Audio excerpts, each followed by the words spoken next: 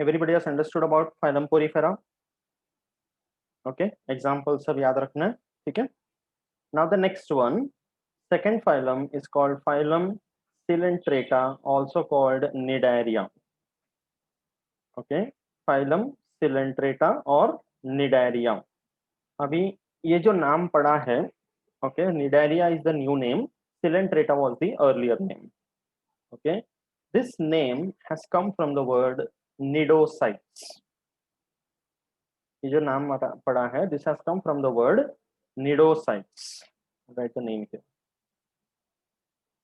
It has come from the word nidocytes. Okay, C silent, nidocytes. And nidocytes का मतलब है stinging cells. Okay, screen पे आ जाओ सब लोग. Nidocytes means stinging cells. These animals are famous for their stinging cells. Okay, इनका जो शरीर में there are tentacles which are present. ये टेंटैकल्स किसी को भी अटैक कर सकते हैं एंड जहर छोड़ सकते हैं. दे आर पॉइजनस एंड इसीलिए उनको स्टिंगिंग सेल्स करके बोलते हैं. Okay, these animals are popular for that.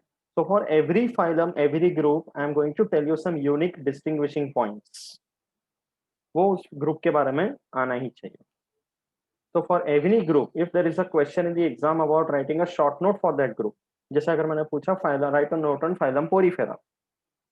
So you have to mention that pore-bearing animals, ostium and osculum, okay, spicules on the body, sedentary animals, mostly marine, very few of fresh water, okay, and spongocoel is present, pseudocoelomate, I mean acoelomate hai. All these unique points for those animals, and they are commonly known as sponges. ये सारे points आने चाहिए answer. Okay, you just cannot keep writing the same point for every phylum. ठीक है. तो अभी जैसे cnidocytes या आई मीन निडारिया या सिलेंट्रेटा के बारे में बोलते हैं, तो you have to mention the point that they contain stinging cells. Okay, इसका एक सबसे common example which I think everybody must have heard, jellyfish. Jellyfish पता है ना.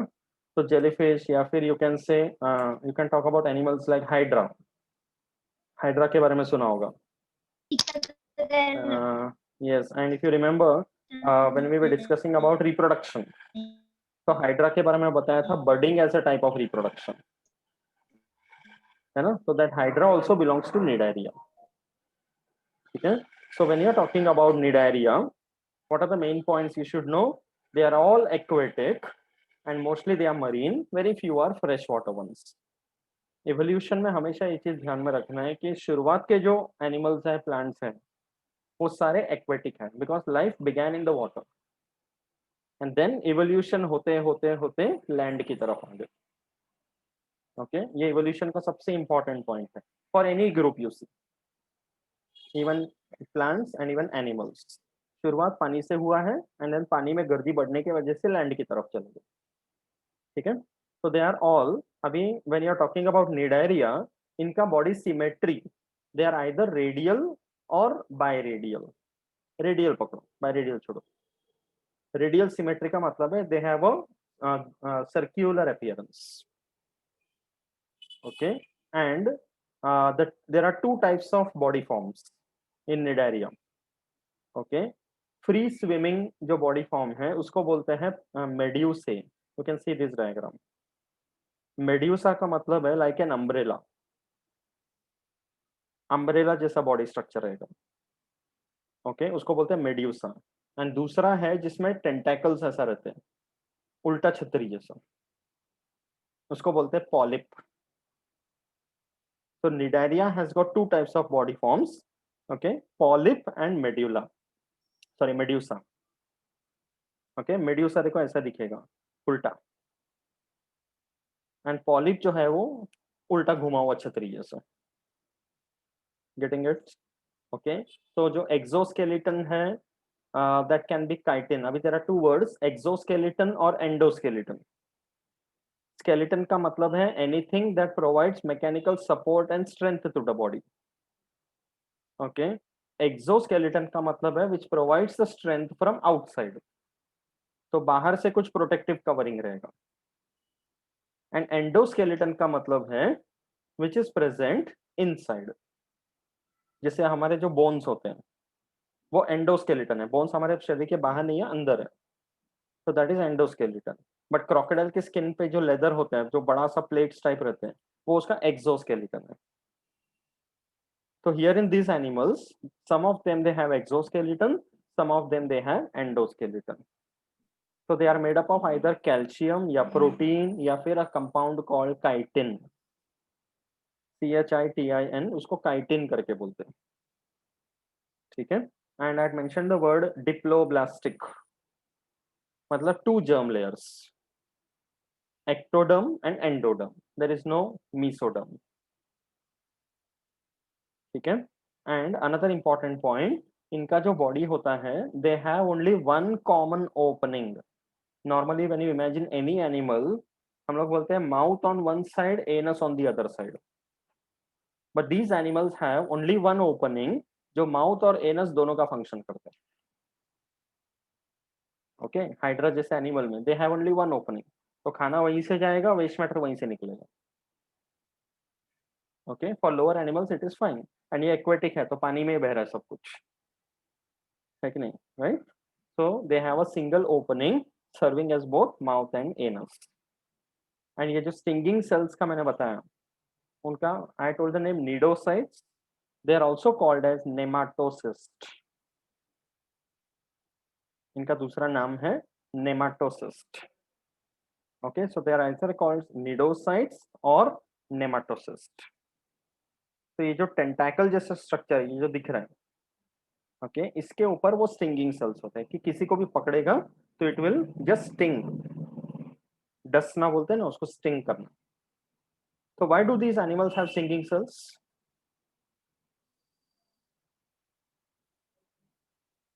इनके पास अपना स्टिंगिंग सेल्स क्यों है? इसको क्यों बजाते हैं? कोई हार्म ना कर सके इसलिए। Yes, it is for its own protection. कि सपोज दूसरा कोई बड़ा जानवर इसको आके खाने को ट्राई करेगा, तो what it will do? It will sting.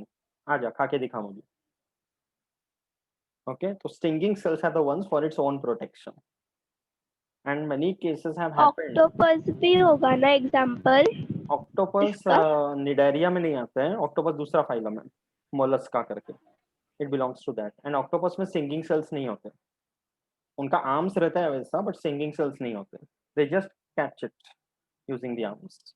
Okay, तो अभी बहुत सारे केसेस हुए हैं, मैंने बहुत पहले डिस्कवरी में एक शो देखा था, फॉरेन कंट्री में कहीं पर एक सी शोर है, सी बीच है, where tourist go and enjoy in the sea shore, तो वहां पर जेलीफिश के बहुत अटैक्स हुए। Many people they are attacked by jellyfishes. And समंदर में जब पानी में खेलने जाते हैं तो ऑब्वियसली सारे कपड़े पहन के तो नहीं जाते, so the legs and the hands are open. So jellyfish many a times they attack the people, even if these people don't have harm the jellyfish, उनके आसपास आ जाता है तो उनका इंस्टिंक्ट है कि अटैक करना है करके। तो वहां पे लाइफ गार्ड्स जो होते हैं सी बीच पर, उनको ट्रेनिंग दिया जाता है कि suddenly if somebody is getting attacked by jellyfish तो क्या करना चाहिए, because the poison can start spreading very fast and it can become fatal also. So in that cases it is said कि जहर को फैलने से रोकने के लिए पहले उस एरिया को बांध दो टाइटली, ताकि सर्कुलेशन रिड्यूस हो जाए, पॉइजन स्प्रेड ना हो, एंड बॉडी के ऊपर पूरा निशान बन जाता है एकदम। तो this animals the stings can be very deadly. Okay, and vinegar वगैरह से ट्रीट करके एज अर्ली एज पॉसिबल उसको मेडिकल हेल्प दिया जाता है, and then the further detoxification is done. Okay, so ये एनिमल्स वैसे ही बहुत खतरनाक होते हैं, ठीक है। And these animals have very little bit of a nervous system in the form of a nerve net, कि कहीं ना कहीं बिकॉज अभी इनके पास स्टिंगिंग सेल्स है, तो they should be able to sense their surroundings, कि कोई डेंजर आ रहा है कि नहीं, खाना आ रहा है कि नहीं, तो उसके लिए basic nervous system is there. Okay, and muscular system के नाम पे थोड़े से फाइबरस होते हैं, muscular fibres, okay, because of which they can actually move their tentacles and catch the prey और डू समथिंग। एंड इसमें जो एक एनिमल है hydra, how does the hydra move, do you know that? Hydra जो animal है वो कैसे move करता है पता है? It's very interesting. Suppose this is the hydra, एकदम ऐसे छतरी जैसा दिखेगा, ठीक है, it has got this tentacles at the top, okay, we have seen that in budding. तो अभी अगर हाइड्रा को एक जगह से दूसरी जगह जाना है कहीं पर, तो व्हाट इट विल डू, सबसे पहले ये हाइड्रा जो है ये बेंड करेगा, ओके, एंड ये छतरी वाला पार्ट जो है वो नीचे आ जाएगा, आगे झुक रहा है, and then what will happen, this hydra will turn upside down पूरी तरह से, एंड देन उसके बाद दूसरे साइड बेंड करेगा, okay, now this hydra is on the other side, and then फिर वो सीधा खड़ा हो जाएगा। इसको क्या बोलते हैं कि बेंड हुआ, उल्टा हुआ, फिर सीधा हुआ, हिंदी में बोलते हैं गुलाटी मारना, सॉमरसॉल्ट, ओके। तो ये हाइड्रा जो है ये सॉमरसॉल्ट करके मूव करते हैं, गुलाटी मारते मारते जाते हैं, हाइड्रा का एकदम टिपिकल है, okay. So these animals can move in that way also, and दूसरे फ्री स्विमिंग वाले भी होते हैं जो पानी के साथ बहते हुए जाते रहते हैं, okay. So like that there are many examples are there, ठीक है। तो हाइड्रा का एग्जांपल याद रखना है, it can carry out somersault, ठीक है। बाकी reproduction and all is all normal, sexual larva may be present, and there is no excretory या respiratory system. Can you tell the reason? इनके पास अपना एक्सक्रीटरी सिस्टम नहीं होता है, why they don't need excretion? What do you से? Pores होते हैं Single उसके। opening. yes, there is only one opening in the body, तो जो वेस्ट मैटर जाना है एक ही जगह से जाएगा, तो दे don't need a separate system for that, and they live in the water. तो इनका जो नाइट्रोजनस वेस्ट मैटर है वो डायरेक्ट एमोनिया के फॉर्म में निकल सकते हैं, so it is just diffused in the water, so they don't need a separate excretory system, and respiration is also directly through the body surface, exchange of gases जो पानी से होता है, so that's why they don't need separate organs like lungs or anything, lungs तो बहुत दूर की बात है, they are very small animals, है ना? Understood the points phylum Cnidaria का? Okay, any doubt? Yes, Anindita, want to ask something? सी एनमोन होता है वो भी इसमें ही आता है। Yes, sea anemone is a part of this. Cnidaria का example है। I show the examples now. ये देखो, these are all cylindrics. They are very, जितने भी पानी वाले एनिमल्स है ना, they are very beautiful ones.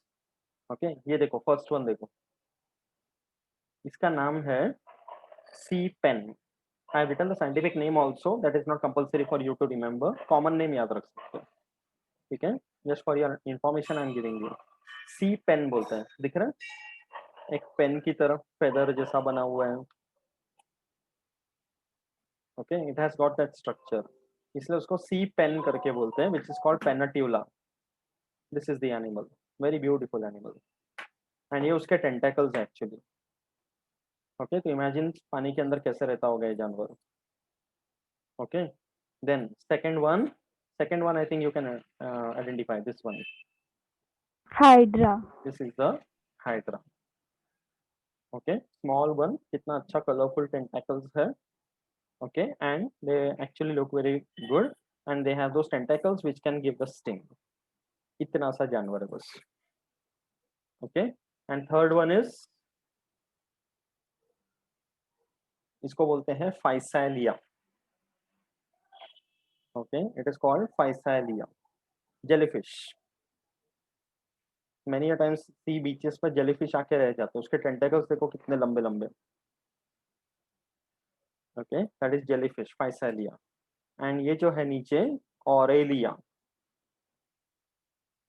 This one, okay, ये भी दूसरा टाइप का एक जेलीफिश है। There are many different species of jellyfishes, okay, this is Aurelia, ठीक है। एंड ये वाला क्या है बताओ, दिस वन,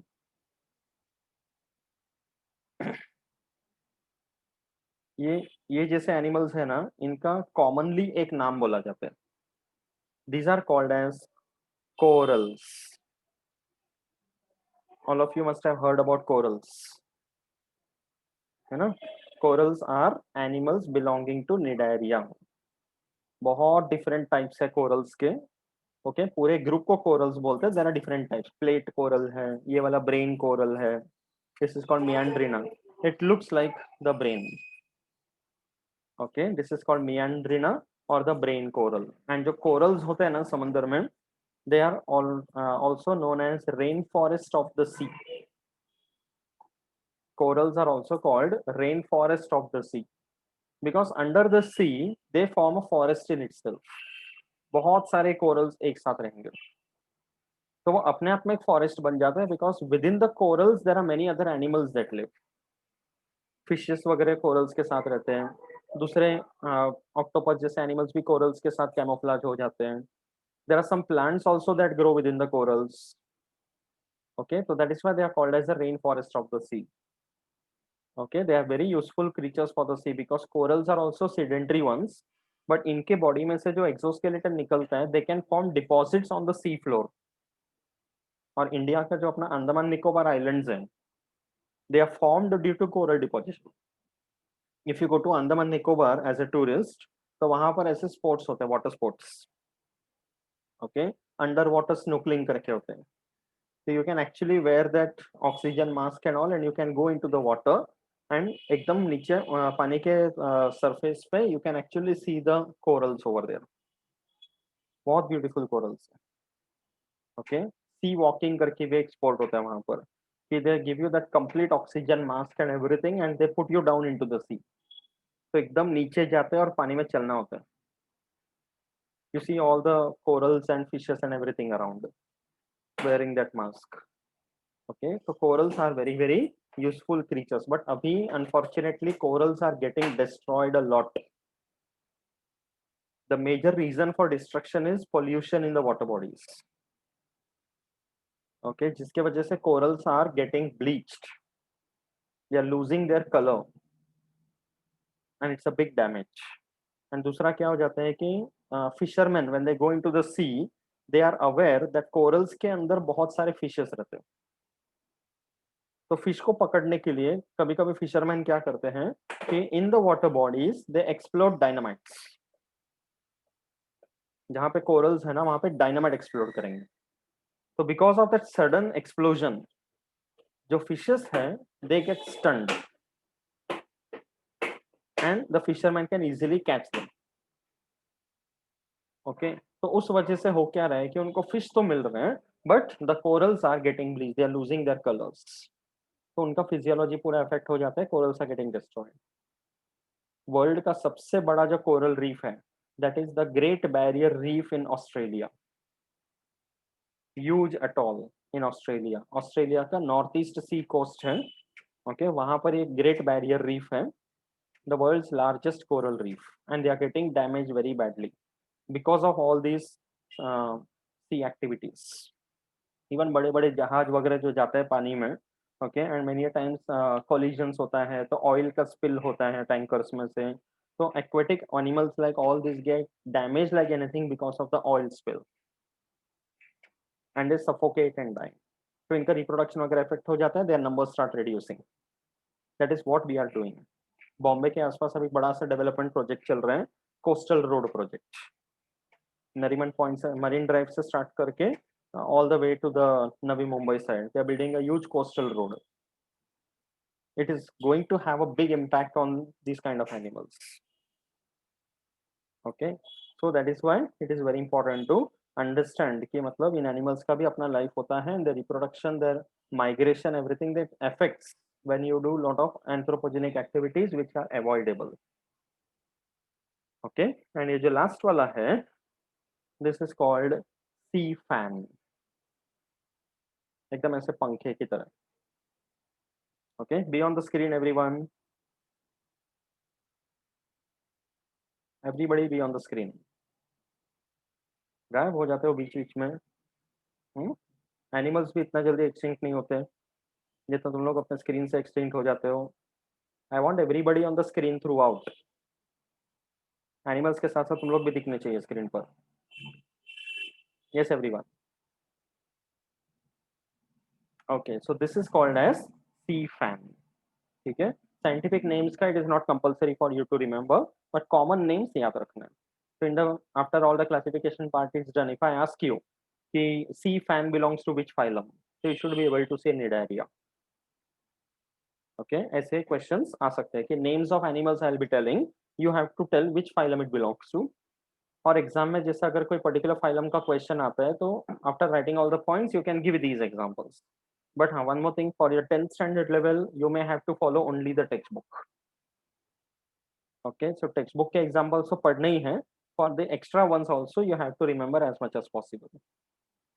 ठीक है, it's always better you learn it. ठीक है, अंडरस्टूड अबाउट दिस? ओके, ना फाइलम टीनोफोरा एक बार जस्ट टेक्स्ट बुक में चेक करो, I don't think it is there, just check it once and tell me. If it is not there we will proceed this. ये नहीं देखेंगे,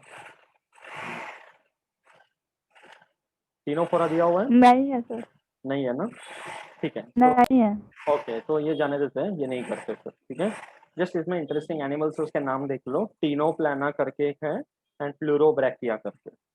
इनका एक ही यूनिक प्रॉपर्टी है टीनोफोरा का, बायोलुमिनेसेंस, कि they can glow, they can produce their own light, इसलिए इसको अलग ग्रुप बना दिया। ओके, टीनोफोरा करके, इसको जाने देते हैं, बहुत ज्यादा हो जाएगा extra otherwise.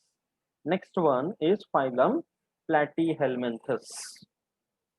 Okay, now here the word platy, प्लेटी का मतलब है फ्लैट या सपाट।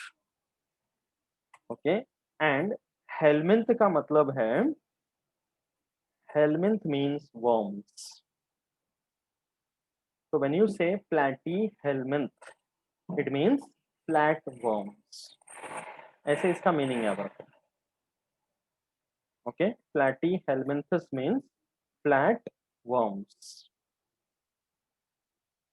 ठीक है, so here the name itself tells you how the animals appear। प्लेटीहेलमिन्थस मतलब ये जो एनिमल्स होंगे they are completely flat worms, dorsally ventrally flattened, इसलिए they are flattened dorso ventrally. Bilateral symmetry होता है। ट्रिप्लोब्लास्टिक का मतलब है ectoderm, endoderm, mesoderm, all three are present. Okay, and they do not have a body cavity because एकदम सपाट है, completely flat structure. No anus, only the mouth part is there. Alimentary canal जो है वो incomplete है। okay, excretory system is very primitive, they don't have a proper system, but excretion is possible because of specialized cells जिनको बोलते हैं flame cells। सिर्फ नाम याद रखो। in the case of platyhelminthes there are specialized cells which are called the flame cells, they are involved in excretion, they don't have a specialized system। now in the case of human beings when you say excretory system, so we discuss about kidneys। kidneys are the major organs that we have for excretory system, but lower animals में kidney जैसा structure का जरूरत ही नहीं है, वो animal kidney से भी 100 गुना छोटा है। ओके, इसलिए उनमें से specialized cells होते हैं for excretion, and they are also like all aquatic animals। okay, some of them are even parasitic, these are parasitic। what do you mean by a parasite? parasite का meaning क्या है? Sucks blood. not necessary, in general a parasite means that animal will be associated with another animal जिसको हम बोलते हैं host, and it will be attached to the host to obtain the nourishment in any form, and it will also cause damage to the host। so the damage can be to a large extent or it can be even fatal। ऐसे organism को parasite बोलते हैं। so some of them they are in the form of like they suck the blood from the host, तो वो parasite है, but every time it is not sucking blood, it can be any nutrition। for example we have head lice, बालों में जू रहता है ना। however whatever shampoo you use, चाहे कुछ भी करो, head lice will always be there because we live in such an environment कि this kind of animals cannot be avoided, correct? so head lice is also a parasite। the reason is it is present in our scalp and अपने scalp में से वो nutrition पूरा निकाल सकते हैं। तो अगर उसको ज्यादा बढ़ने दिया तो हमारे लिए बहुत प्रॉब्लम हो सकता है, we can suffer from hair fall, scalp damage। But उस हद तक नॉर्मली जाता नहीं है because we maintain our hair, but that's a parasite.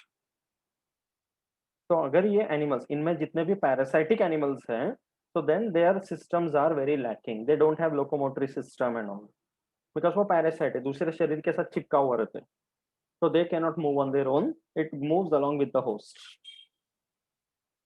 Okay, we'll show the examples. ये देखो, एक typical सा flatworm, एकदम सपाट, they have a, now you can see nervous system is slightly developing, है ना, and उसमें ऊपर देखो eye spots करके, they are not the true eyes but they have eye like structures which help it to sense, इसलिए उनको ocelli करके बोलते हैं। ओके, एंड यहाँ पे लिखा है सेरिब्रल गैंग्लिया, गैंग्लियन का मतलब है aggregation of nerves, it is like a primitive brain, okay, a very tiny structure but a primitive brain, and gastrovascular cavity है डाइजेस्टिव सिस्टम जैसा, एंड दे हैव फेरिंक्स। ठीक है, तो अभी एक जस्ट एक any flatworm this was shown, ये example देखो, the first one is called Fasciola, इसको कॉमनली बोलते हैं liver fluke, this is commonly called liver fluke. Sir बोलो। आपने तो इस डायग्राम में गैस्ट्रोवेस्कुलर कैविटी बताया है और पॉइंट्स में लिखा है no body cavity. Body cavity and gastrovascular cavity में स्लाइट डिफरेंस है, यहाँ पे जो गैस्ट्रोवास्कुलर कैविटी है वो बहुत ही प्रिमिटिव है एंड वेरी टाइनी। ओके, ये एनिमल जो है ना जिसका डायग्राम दिखाया है वो ये वाला है, नीचे जो है प्लानेरिया करके, तो इसमें very primitive gastrovascular cavity is there, but if you see the section of a liver fluke the gastrovascular cavity is absent, and parasitic forms में इट इज स्लाइटली प्रेजेंट। तो ये एनिमल्स पे भी डिपेंड करता है, but most of the animals do not have a proper gastrovascular cavity. तो उसके points में लिखने का ना कि they do not have coelom की क्या लिख सकते हैं? यहाँ पे देखो, it is given absence of coelomic और हेमोसिलिक कैविटी, ट्रू सीलोम नहीं है, it is not a proper true coelom which higher animals have. Okay, it is slightly developed coelom but not completely developed, and again it will depend upon the animal because parasites में अलग होता है, non parasites में अलग रहते हैं। okay, so that is why as a common point it is given कि absence of coelomic cavities, true coelomic cavity फिर किसी में भी नहीं है। यूसीलोम लिखने का क्या? नहीं, यू सीलोम मतलब एडवांस्ड हो गया ना, प्रॉपरली डेवलप सीलोम हो गया ना, स्यूडोसिलोम हो जाएगा ना, स्यूडोसिलोमेट बोल सकते हैं इसको। इसलिए स्टार्टिंग में जब वो सिलोम वाला स्लाइड दिखाया था, स्यूडोसिलोमेट में फ्लैटवर्म्स करके एग्जांपल दिया था। Okay, so this is fasciola, commonly called the liver fluke. Then the next one, ये जो है ना, this is the picture taken inside the intestine of a human being, laparoscopic image है। okay, intestine के अंदर वाला इमेज है, and you can see these worms inside, in worms को बोलते हैं tapeworm, common worm is tapeworm, Taenia solium उसका नाम है। टेप वर्म क्यों बोलते हैं, बिकॉज ये एकदम मेजरिंग टेप की तरह बढ़ते हैं, and it's a flat worm, ये अपने इंटेस्टाइन के अंदर का पैरासाइट है। तो मेनी टाइम्स इट हैपेंस कि ये टेप वर्म का पैरासाइट इन्फेस्टेशन हो जाता है अंदर, and then intestinal problems start taking place. Okay, and because of which many times doctors have to carry out surgery and remove all this worms, intestine में बहुत बढ़ जाते हैं ये tape worms. Okay, so that can be a problem. तो ये एक parasite है। तो मेडिसिन भी होता है ना इसके लिए? होता है, इन्फेक्शन पहले देखते हैं कि कितना है, अगर ज्यादा टेपवर्म्स है तो फिर सर्जरी से निकालना पड़ता है, कम है तो मेडिसिन से भी निकल जाते हैं। एंड ये क्यों आ जाता है इंटेस्टाइन के अंदर, कैसे आ जाता है टेपवर्म्स? वी नेवर ज्यादा स्वीट खाने से? नहीं, अरे अरे ऐसा मैंने सुना है, बचपन में बोलते थे। अरे वाह, वो बचपन में ज्यादा स्वीट नहीं खाने का इसलिए बहुत कुछ बोल देते हैं, है ना। बचपन में तो ये भी बोलते हैं कि भेड़िया उठा के लेके जाएगा, पता नहीं क्या क्या बोलते हैं। टेपवर्म का इन्फेक्शन क्यों हो सकता है अपने को, वो भी इंटेस्टाइन के अंदर, कहाँ से आ सकते हैं? जंक फूड खाने से। It's not just about junk नहीं। Food, it is about unhygienic food. When eating food, while handling food, if you are not maintaining a proper hygiene, unclean hands, okay, unclean utensils या vessels, तो ऐसे time पे इन tapeworms के जो eggs होते हैं वो कहीं भी हो सकते हैं, and you consume it along with the eggs which you don't see. वो अंदर जाएंगे और वहां जाके हैच होते हैं, and that's how they propagate. इसीलिए बचपन में जो बेसिक हाइजीनिक प्रैक्टिस सिखाते हैं, ओके, तो वो यही बोलते हैं कि you should keep your hands clean, nails cut होने चाहिए, बिकॉज नेल्स के अंदर बहुत सारे कीड़े वगैरह हो सकते हैं. डायरेक्ट कीड़े होंगे तो ऑब्वियसली हम देखेंगे, हम नहीं खाएंगे, बट उसके अंडे होंगे तो हमें नजर नहीं आएगा ना. तो this tapeworm can because of that.